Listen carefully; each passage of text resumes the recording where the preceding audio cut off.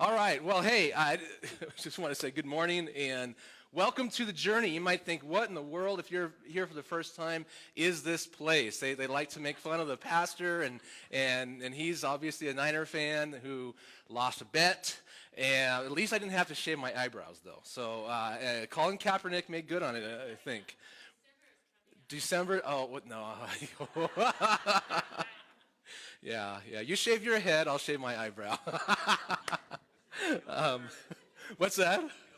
Maybe. I'll attach maybe to that. How about that? But anyway, I just want to say thank you for coming this morning. And if you are here for the first time, thank you especially that you're here and you've taken a risk to come in a place that you've never been to before. We're glad that you're here, and we want you to know that wherever you're at on your journey, you're welcome here all the time. And we'd love for you to join with us. We've got a great group of people here, and just want you to be part of what's going on. Well, this morning we continue in our series called Why It's Hard to Believe. And if you missed either of the talks in the last 2 weeks, you can take a listen online at journeyboise.com. You can listen on YouTube or click the link to iTunes and download it, however you want to do it. But, we all have hang-ups when it comes to faith. All of us do. It doesn't matter where you're at on your journey. It doesn't matter. You can be a spiritually curious person and have hang-ups. You can be a religious person and have hang-ups with faith. You can be a Christ follower and have hang-ups. You can be an atheist and have hang-ups and doubts about your doubts, because doubts are just an alternate faith system. But we all face doubts. We all face barriers to our faith.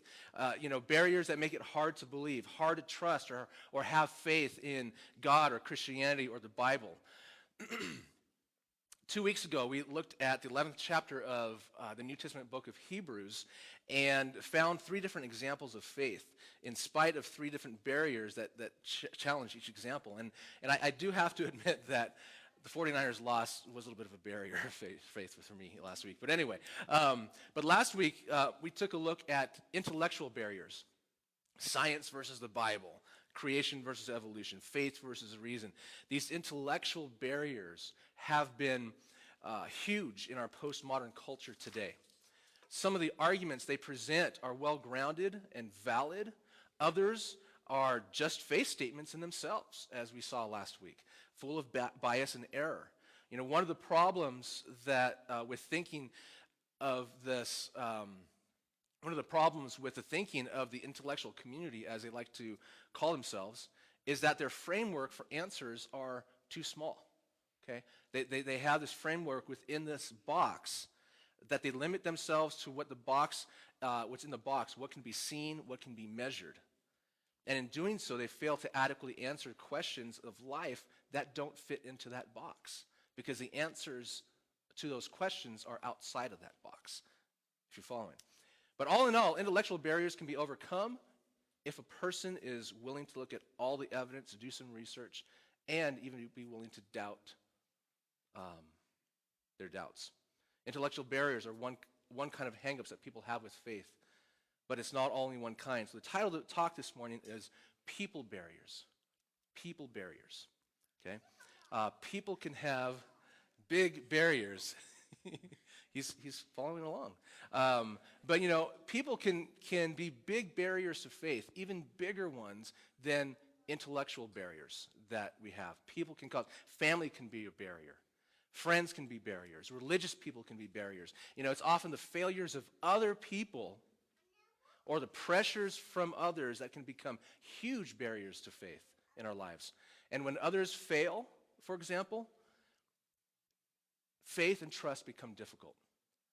Have you ever played that trust fall game? Where, you have someone get up and someone's going to catch them and they go straight back? You guys ever played that game? Okay, yeah, you know what we're talking about. We've got a little video clip of some examples. You're fine. You're fine. That. Check this out. Come on, go. Big, please. 3, 2, 1. Après, j'ai idiot dans ce film, ouais.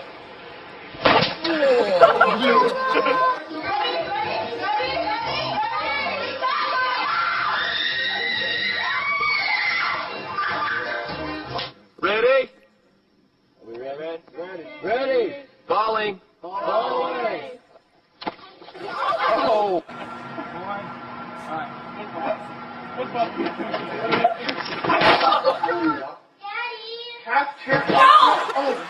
Ow! Go. I'm not going to push back. Yeah, that's fine.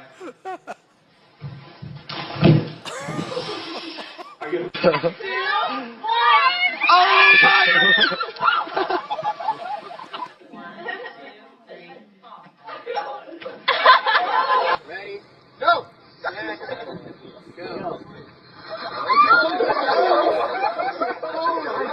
3, 2, 1. Ready? Falling. All right, that really hurt. So can I get any volunteers today? Well, yeah, my son, you would do it. You know, if someone were to fail me like that, it would be hard to trust, right? You know, in much the same way, people can be barriers to faith because of what they do or don't do. And so let's take a look at social and religious barriers to faith. And if there's a green sheet in your handout, you're welcome to take notes in if you'd like. There's some blanks you can fill in. But the first one is the church can be a big barrier to faith. The church, meaning people, not like a church building, okay? And this is something that I touch on every so often in my talks because it's true. The church, religious people, Christians, Christianity, even some of us in here can be a big barrier to the faith of somebody else. You know, I wish it weren't the case, but it is. Like I wish I didn't have to wear this jersey, okay? Thank you. I look better in black. But anyway, but you know, I hope I hope that this isn't an obstacle to faith for any of you here. Anyway, so but the way we act, the things that we say, how we trust or treat other people have caused those outside the faith to say, if that's what Christianity is all about, I don't want it. I don't want any part of it. You know, like this one bumper sticker that I remember seeing in this documentary, the bumper sticker said, "Get the hell out of my way, I'm late for church." And, you know, but that's how we act sometimes. That's how Christians act. And people see that. You know, even worse than that, like the video that we just watched, Trust Falls, okay? People in this world fall for all sorts of reasons. Sometimes it's intentional, sometimes it's not even meaning to, not intending to, and the church often fails to catch them. We fail to catch them. We're not there. And then when they hit the ground, many times we just let them hit, or we laugh, or judge, or criticize, or walk away. And that's what happens so often. Did I step on anyone's toes? You know, but am I wrong? I mean, it happens. We unfortunately have done that.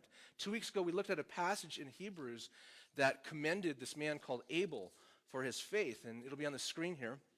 And it says this: by faith, Abel offered God a better sacrifice than Cain did. By faith, he was commended as a righteous man when God spoke well of his offerings. Now, something that we looked at is that Abel had faith in spite of his older brother Cain. In the book of Genesis, Cain and Abel were they were brothers. They were not twins. Cain was older, Abel was younger. They were the sons of Adam and Eve, second generation humans. How cool would that be?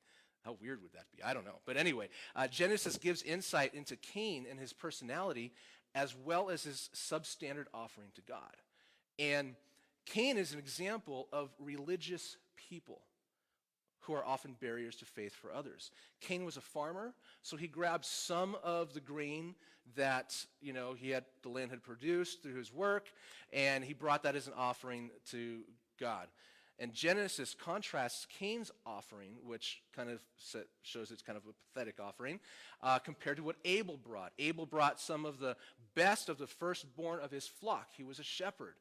And so it was an offering that God was pleased with, an offering that reflected faith and a heart after God. But God wasn't pleased with Cain and his offering. You know, a lot of times I would read this passage and think, well, that's kind of messed up, you know? How was Cain supposed to know what God liked? I mean, gosh, that's kind of not fair. You know, sounds like God's being kind of harsh. But here's what's going on. Cain is the older brother of the two. He had supposedly known God for longer. He was also most likely who Adam and Eve considered their hope. What do you mean their hope? In Genesis 3, God gave a prophecy to Eve that her offspring or her seed would crush the head of the serpent, okay, the devil. And you can imagine Adam and Eve, could this be the one? Could this be the one to defeat the deceiver? And he obviously wasn't. But as the older brother and as the one who walked with God longer, it was naturally on him to set the example of faith for his younger brother Abel. It's just a natural order of families. Okay? Young siblings tend to look up to the firstborn. My 2 young daughters adore their older sister, Caitlin.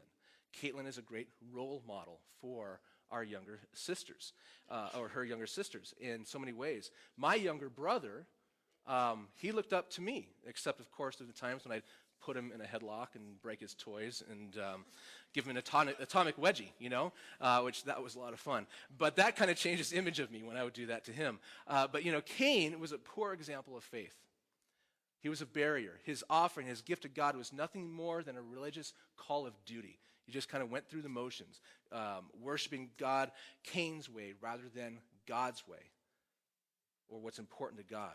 And he was a terrible role model for his brother in so many other ways, his attitude, his personality. What's interesting is that Cain and his form of faith is symbolic of religion based on works and self-righteousness.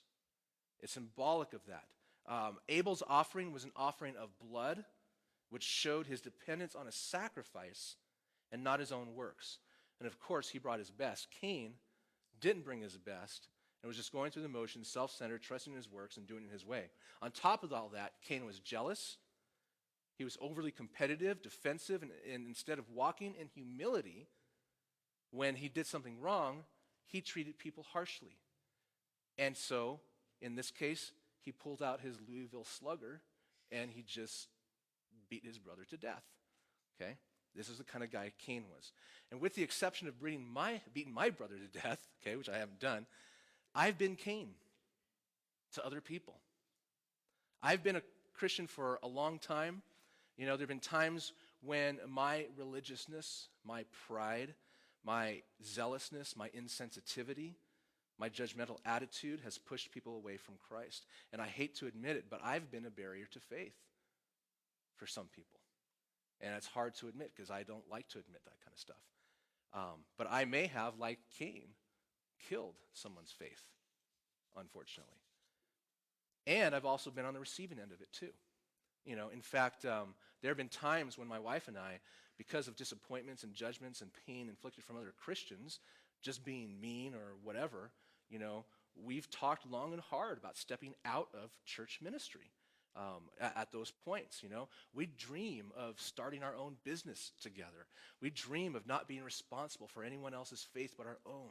We dream of being able to buy toys like four-wheelers and big shotguns, and just yeah, man, this is awesome.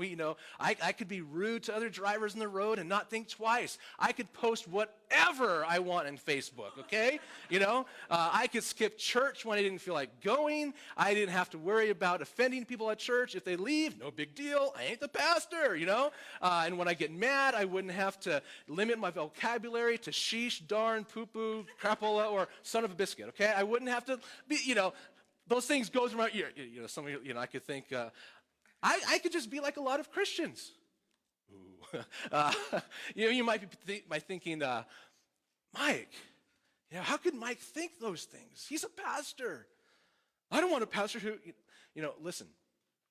Pastors, and I don't care who it is, are just ordinary men and women that God has called to serve in this capacity.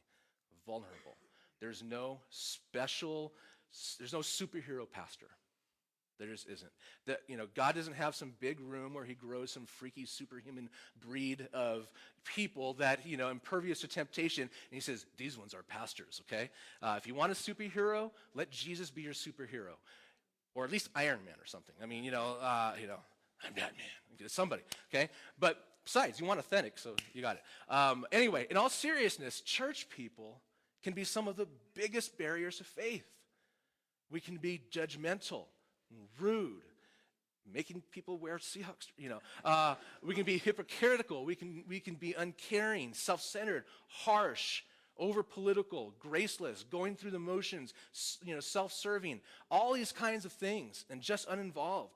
I was reading a book recently, and this pastor decided to interview hundreds of people in his community who either didn't go to church or no longer went to church. And during that year that he did this interview, he found out a few things. First, most who used to go to church missed going, okay, but not enough to go back. Many of them felt a longing to try it again, though they were happier not attending, unfortunately, okay? That speaks volumes.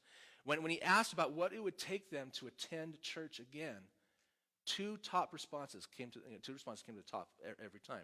The first one is if the church was more active in doing real and good things in the community, and I agree. And the second one is if church people would just be nice. And they use that word nice. Just be nice. Just have a lot nicer. Sounds like something we tell our kids. Be nice. Be nice to your playmates. Play nice. You wouldn't think it would be a message for adult Christians. But in reality, too many Christians run around being the opposite of nice.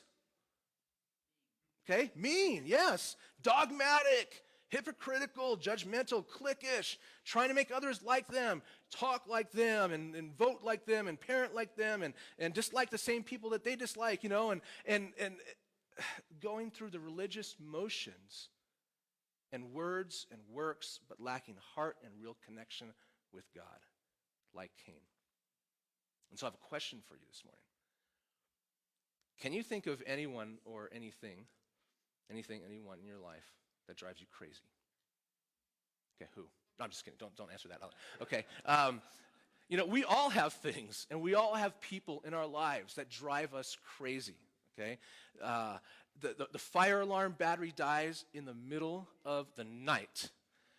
And so the stupid thing beeps and beeps and beeps and beeps, and then you're like, fine, you get out of bed, and you go to change the battery, and you can't tell which one's beeping, okay? That drives me crazy. Flies drive me crazy, and it's fly season right now. You try to take a Sunday nap, and they tickle your leg and land in your face and dive bomb on the ear that's sticking up, and you're like, it drives me crazy. Forget waterboarding. Stick a terrorist in a room with a bunch of flies. They will speak, okay?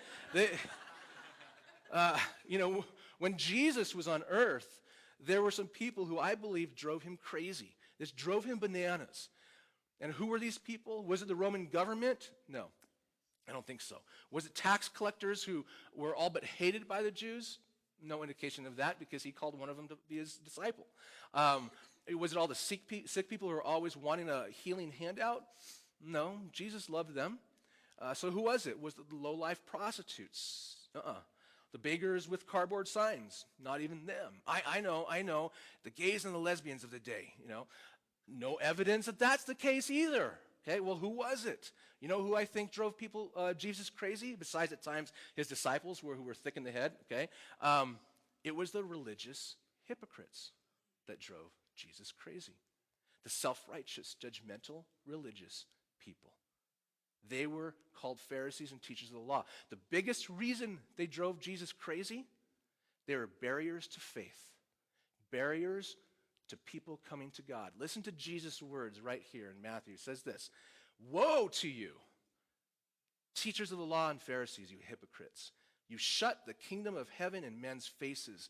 You yourselves do not enter, nor will you let enter those who are trying to." Talk about a big accusation there. You're standing in the way. And that's driving me crazy. And Jesus, whose heart bleeds for people to find him and connect with him, and his fierce love and his mighty grace, he pleads with religious people to wake up and get out of the way, to see the damage you're doing and become catalysts of faith rather than barriers to faith. And I bring this up because people, church people, can be real barriers. If you're here today and you can identify because you've experienced church people as barriers to your faith, I want to say thank you for trying again.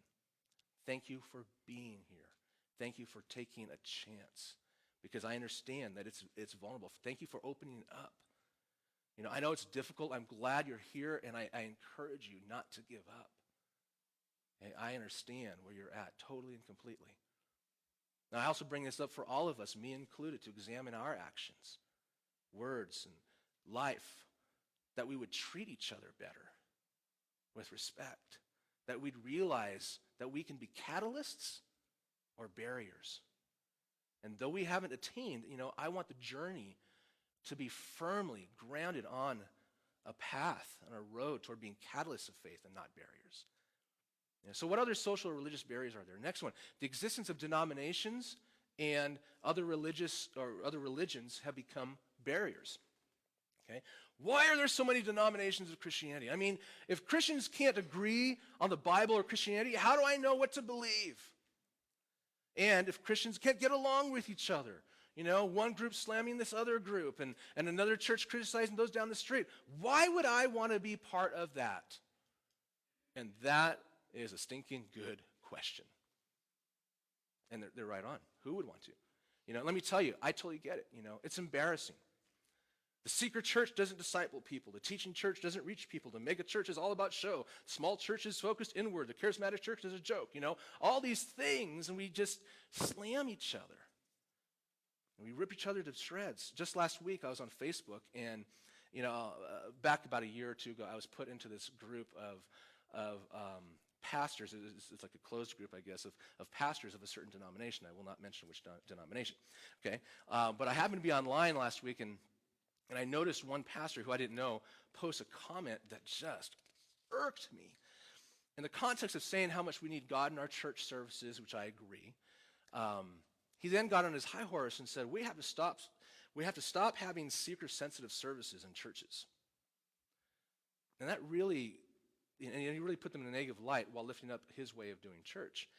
And then he went on to later say that there was nothing more destructive in the kingdom of God than seeker-sensitive churches. Just this unwarranted attack. And I remember thinking, not only is your statement completely untrue, but how is it beneficial to anyone who reads it in any way, shape, or form? I mean, it's just not.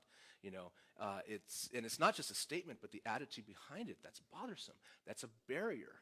Thankful that that's a closed group and that other people aren't reading this. Okay, but denominations and their differences, they don't bother me. In a lot of ways, they're a good thing. Okay, the different styles and emphases reach and draw different kinds of people. It's okay for them to be excited about what they do. We're part of a denomination. It's okay for us to be excited about what we do, even if we do things differently. But attacking others publicly with a holier-than-thou attitude is damaging. So I had to write a few kind words to him on Facebook. Anyway, another thing. It was to him, not about his denomination. It was to him. Another hang-up that people have that's very real and understandable has to do with the myriad of different beliefs and religions around this world. Okay? It's a barrier to faith for a lot of people. Well, which one's the right one? Are they all right? Are they all wrong? They all claim to be truth. Islam claims truth. Christianity claims truth. Judaism claims truth. Mormonism claims truth. Jehovah's Witness claims truth. Which one is it? Maybe they're all right. Maybe they're all true. Maybe they all have parts of truth. Maybe none are true. After all, it would be unfair if only one were right. There just can't be one true religion. And many people consider it narrow-minded, arrogant, bigoted, and exclusive for Christians, for example, to claim that they have the only path to God is through Jesus Christ. Okay? And by exclusive, I mean it excludes others who don't believe that way. Then that leaves people out, and therefore it can't be right. That's the argument that goes with it. In our day of tolerance, the view that Jesus is the only way is frowned upon. Okay, in our society, it's politically incorrect and religiously fanatical. Some of it say it's extremist. In fact, because our culture of relativism and open-mindedness, or so-called open-mindedness, the Bible's claim to Jesus being the only way to God is one of the biggest obstacles to spiritual seekers today. How could there just be one true faith? Asked Blair, a 24-year-old woman living in New York. It's arrogant to say that your religion is superior and try to convert everyone else to it. Surely all the religions are equally good and valid for meeting the needs of their particular followers. That's her view. The longing for an answer is there, but the thought of what it would take to really find out what that answer is insurmountable. It's a barrier to faith. Huge barrier. So people who encounter this hang-up settle for trite phrases like, well, all roads lead to the same place. And they settle for that. You know, on the surface level, I can totally understand why someone would call Christianity or the Bible exclusive or arrogant. But you can't say that you understand something by standing on the surface like most people do, by staying on the surface. You know, it's like saying that you understand the ocean by looking at the waves, you know, which is one of the reasons why I never became a surfer when I lived in California, because I understood what was under the waves, sharks and jaws and things like that, you know. Didn't want to become food. But anyway, you know, I believe that it's up to us as Christ followers, those of us here who are Christ followers, to, number one, deal with these barriers in our own lives because they affect our faith, and number two, help others to overcome these barriers. What's the third barrier here that we're going to look at real quick? Common social pressures present barriers to faith. Social pressures, okay?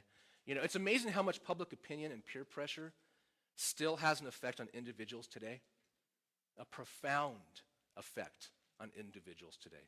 You know, we care way too much about what people think about us.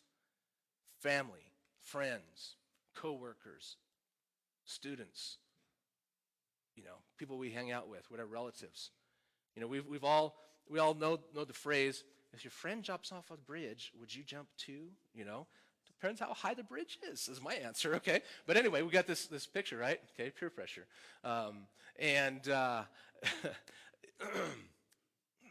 Some of you heard the story when I was a youth pastor, and we'd go on all kinds of crazy outings and so forth. I'd taken this one bridge in Oregon, and it was about a 40-foot jump into this river. And let me tell you, I would stand on that thing on the edge and just say, oh my gosh, why did I bring the kids here? This is crazy. You know, because I have a fear of heights. And I'm just looking over and thinking like death is going to happen.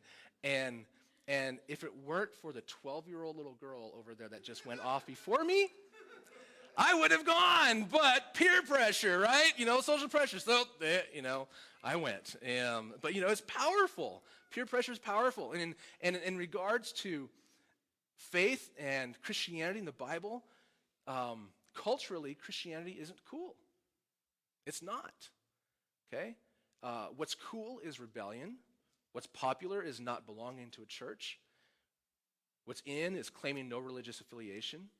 Doubting institutionalized religion is the popular way to go. Don't tie yourself down to a church. Find God in nature. Skepticism is in. Personally constructed religious systems are, you know, where you take a little from one faith and a little from another, just smorgasbord, you know, that's where it's at. And so these social pressures really do serve to become larger barriers of faith to people.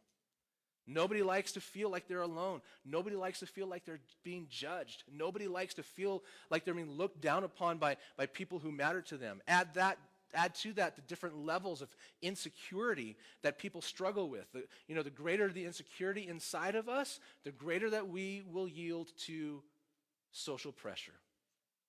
Happens all the time. But I think if we can start understanding the nature of these barriers, we can begin to overcome them. And for those who are Christ followers, to help others do the same. Like what Peter said. He said this, it's on the screen. He said, always be prepared to give an answer to everyone who asks you to give the reason for the hope that you have, but do this with gentleness and respect. Okay? Don't talk down to people. Don't talk at people. Gentleness and respect.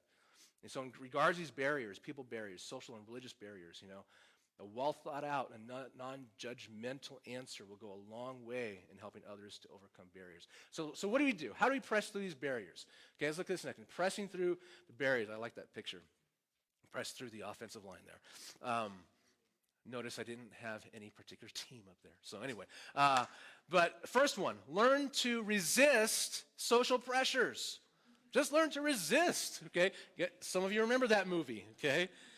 I double dog dare you. Is that what it was? Yeah, triple or something. But that goes for anything, right? Learn to resist social pressure. Don't smoke, drink, or chew, or date girls that do, right?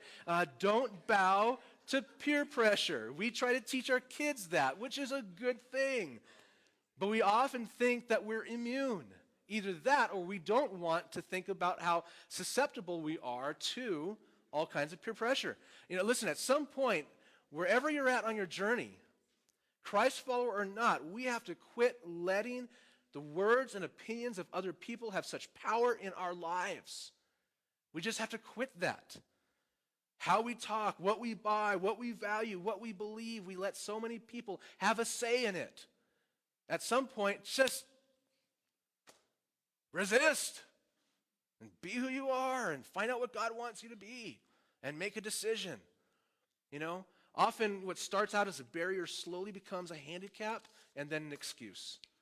And the Bible isn't clear on the details of when Cain killed his brother Abel, but if there were anyone at the time who felt pressure to apologize or give in, it was Abel.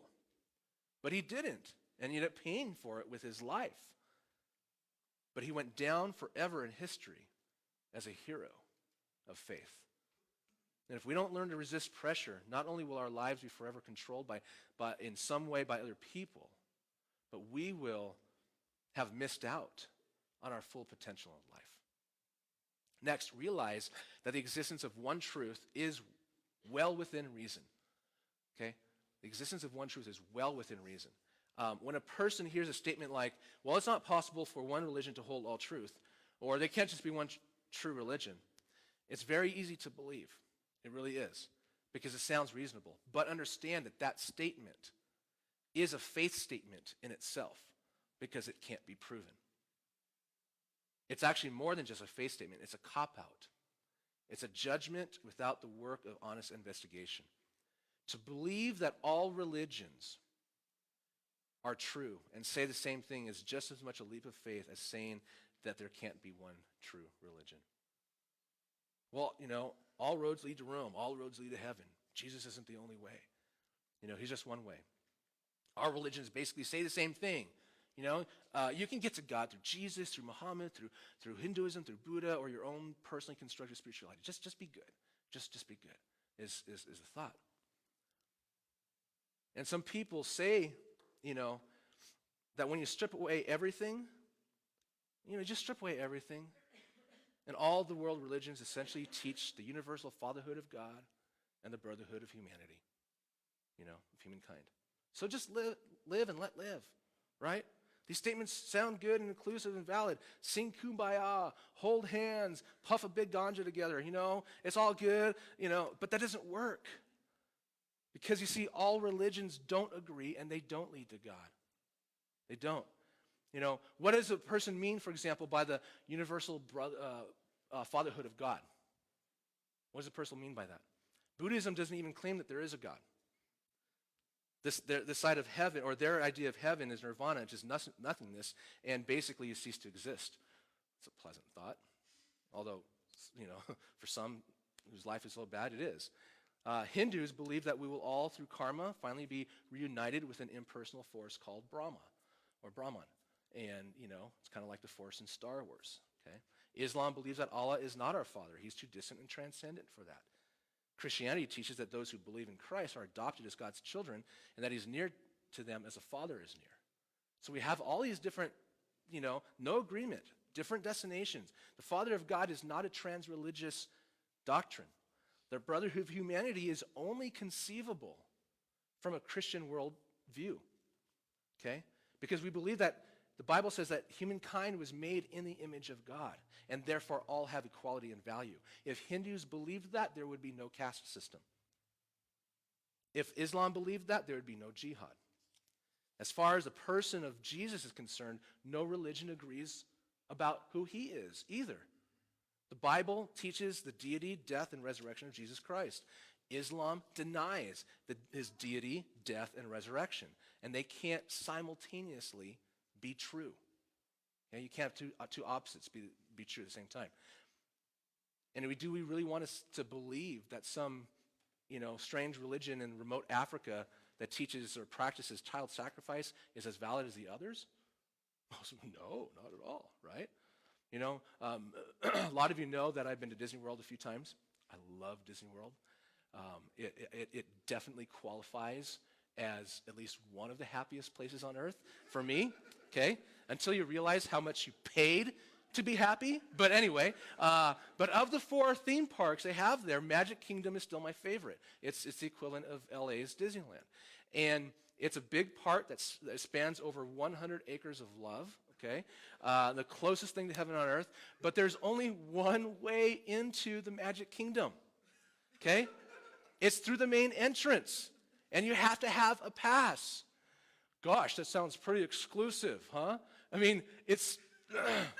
I could try to climb the wall, because there's a wall around it, and I can get arrested and kicked out. I could try parachuting in and get arrested and kicked out. I could pants the guard and run through the wall and go to the hospital while getting kicked out, okay? There's only one way in. I could say that there are many ways in that all are equally valid, but I'd be wrong. Could it be that there's only one truth and one way to God?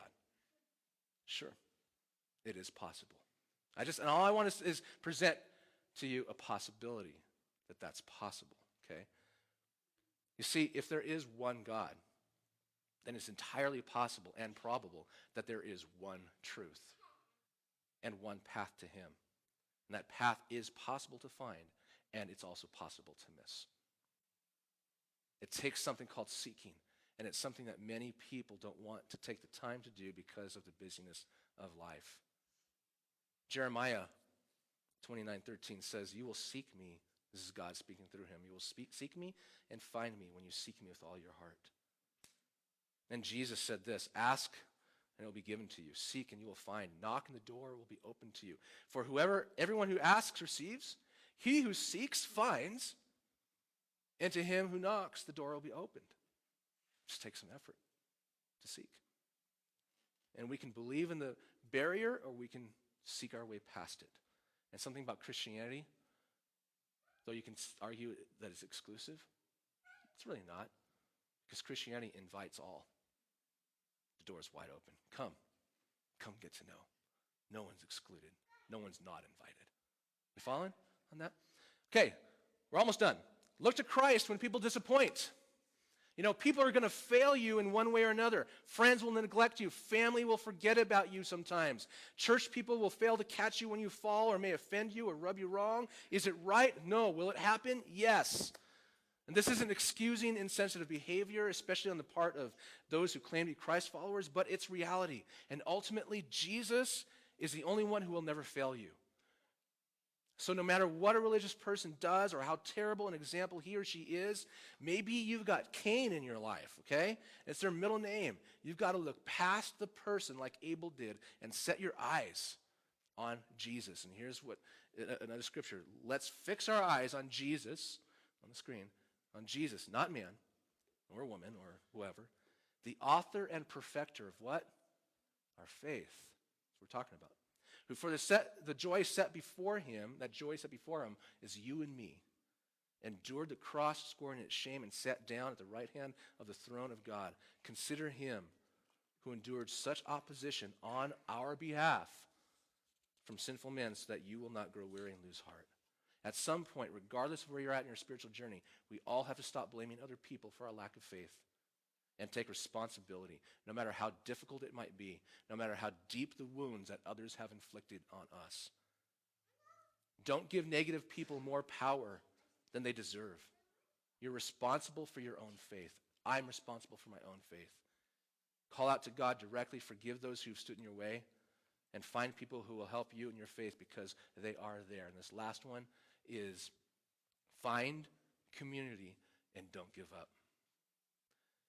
While there are people who will be barriers of faith, there are also many others who are good and will be a catalyst to your faith too. Find them because they're out there. They're in here. They're around. God does not want you to walk your spiritual journey alone. He doesn't. They may be the people you never expected or even wanted, but they will be there for you. Seek out like-minded people who will walk with you and challenge you, share your goals, strengthen you in your faith, and people with whom you can strengthen and challenge them as well. Maybe some of you may have heard this. Everybody needs a Paul, a Barnabas, and a Timothy in their life. Paul was a leader, and his role was to influence and help disciple people and bring them up in their faith. Barnabas was just this good friend. He was an encourager. He was one of Paul's best friends. And so he was there alongside of Paul, just kind of an equal, just doing ministry with him, encouraging him, and strengthening him. And Timothy was a disciple of Paul, who Paul poured into. And so that saying, everyone needs a Paul, Barnabas, and Timothy, everybody needs someone a Paul in your life that's going to challenge you. Everybody needs a friend that's going to come alongside you, and everybody needs someone that they're going to pour into as well. And we all need to be that kind of person as well. But they're there. If you have a desire to grow, find others who have the same desire. Build community. If you have a desire to serve others, find other people with the same mind. If you have a desire to know Christ deeper, find others who want to know Christ deeper. And build that community, because those people are there. It's one reason why we have intersection groups, because small groups can be powerful. But find people who are real, honest. They may have different personalities. They may be more gifted or less gifted than you. They may have more money or less money. Those things don't matter. You're looking for comrades that you can connect with. A band of brothers, a circle of sisters, healthy relationships that will catalyst you in your faith. Find community. Don't give up. Seek and you will find. Don't let people or religion or anything become a barrier to faith. Don't let others make it hard for you to believe. Let's stand. Let's stand.